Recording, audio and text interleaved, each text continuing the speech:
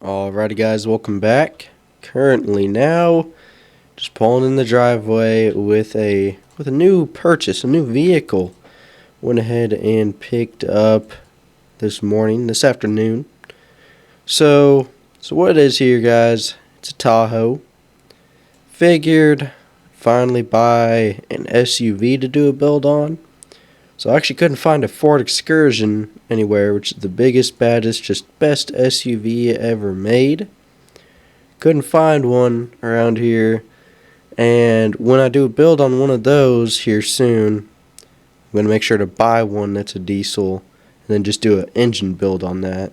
I don't know if I'm going to do a diesel swap on one of these because, I don't know, it seems like it's going to be a little bit tricky. But yeah. So we finally bought an SUV. I know it's not a big, bad, amazing Ford Excursion, but it's a Tahoe. I mean, it's still an SUV. Now, the reason I bought one of these is I wanted to just see what all I could do to one of these. You know, how big and bad I can build a Tahoe. I don't know. I just wanted to make a crazy-looking SUV. So I went ahead and bought one. We're going to do quite the build on this thing. Probably no diesel swap just because, well, it's a Tahoe. So I don't really know if I want to do a diesel swap on one of these. Not hating on the Tahoes. I just don't want to put my time and money into a diesel swap on one of these. So we're going to keep the gas engine, but we're going to lift it up. We're going to do a nice set of wheels and tires. Now, we've seen that done before. I'm going to do everything that you've pretty much seen done before to these because, well, everyone has done everything that I'm going to do to this at least one point in time or another because, I don't know, you can do lots to these, and the things I'm going to do to it, a lot of people have tried that have owned these, or have done to it. I'm talking big lift wheels and tires. Now, actually, here's the thing. I'm going to just try to go bigger, or the biggest lift wheels and tires. I'm going to try to make the biggest one. I'm going to go bigger than a lot of people. Now, when it comes to a sub setup, I probably won't go bigger. I'll go bigger than a lot of people. Like, we got a lot of room back here for a pretty big sub setup back here. Like, we can build out the whole back here for a nice sub setup and get this thing thumping, about blow the roof off. Now, I know I could do that. That's the main reason I want an SUV. But also I wanted to just see how they look lifted and stuff. And, well, not just lifted. Like, that's just lifted. I'm talking, like, not monster truck, not SEMA quite, but we're going to try to keep it mild but still crazy at the same time. We got to do something about the tint. I thought with SUVs that it was at least like 35% on the back stock, but that does not appear to be the case. I mean, it looks like it. I mean, there's not really any tint at all. So we're going to fix that. We're going to go 5% all around. We're going to do a 10 to 12 inch lift, which isn't SEMA yet. Maybe in some cases, but that's not what I'd consider SEMA. I'm pretty sure in some cases some people would consider that SEMA. That's not SEMA. But we're going to do 10 to 12 inch lift. Pretty big. I don't know if I'm going to go blacked out wheels or America Forces. I don't know. Yeah, pretty big wheels and tires, pretty big lift. We're going to do drop down steps when you open the door. Probably do a cool bumper setup, front and rear. 5% tint all around. Full whole back is going to be a sub box with like 6 kicker comp bars or something, maybe 8 kicker comp bars, just whatever we can fit. Trust me guys, once we get a Ford Excursion in here, we're going to make it even bigger, even better, with an even better setup, better subsystem, because you can go crazy with those. I'm a big fan of Ford Excursions. Wish I could have found one. And also, we're going to build up an engine. We're either going to buy a 7.3 or 6.0 Excursion, so I don't have to swap it. And if I blow up one of those, then I'll 12-valve swap it. Or if I buy a V10 Excursion, which I couldn't even find one of those around here for some reason. If I find a V10 Excursion, then I'll probably just 12-valve swap it. I don't know. But I 12-valve swap a lot of things. But today we have a Tahoe. Let's hop straight into the build. Actually, real quick, why don't I actually pull it into the shop to get started on the build? I should probably do that. I mean, this thing is stock and slow and sits really low right now with no tint or anything. No gnarly sound system. It doesn't bump right now. I mean, this thing is pretty weak. You ask me. On, are we? Oh, whoops. On. Where's... There we go. Oh, we're scraping on the flat leaf springs. Can we even make it up the ramp? Oh, good lord. Might not be able to make it up to the lift. On. How about low gear, 4-wheel drive? Alright. I figured, yeah, we'd make it up. Also, now this may seem a little weird, but I did see it on Marketplace one time. Someone converted a Ford Excursion to a 5-speed manual. I don't know if I'd ever do that if I own an Excursion. If I ever buy one, which I will buy one soon. But if I do a whole build on it, I don't know if I'd want to do that, because I want to make like a luxury, because I want to keep the Excursions. I'm going to make sure to buy a limited. Excursions are meant to be like luxury, nice vehicles. You know, because it's an SUV on an F350 frame, so I don't know if I might want to keep the interior super nice and do it all up pretty, but then just make it a monster on the outside. And I hear that if you do just a 5-speed swap on an Excursion or an SUV, it just screws up the interior look and people hate on you for it. I don't know. That's just a random thought I just had. Maybe do it. I saw some guy in Marketplace do.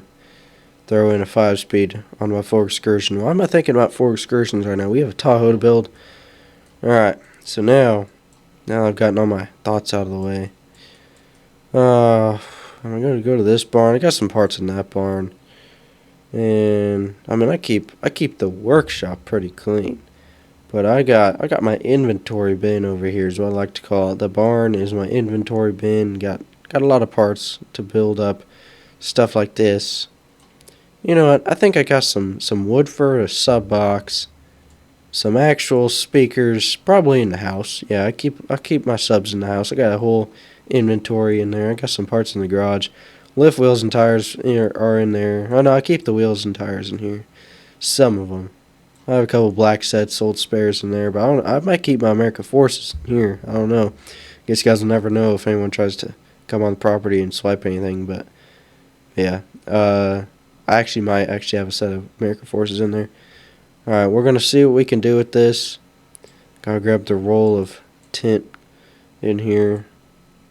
And then I can tint the windows and the headlights and stuff.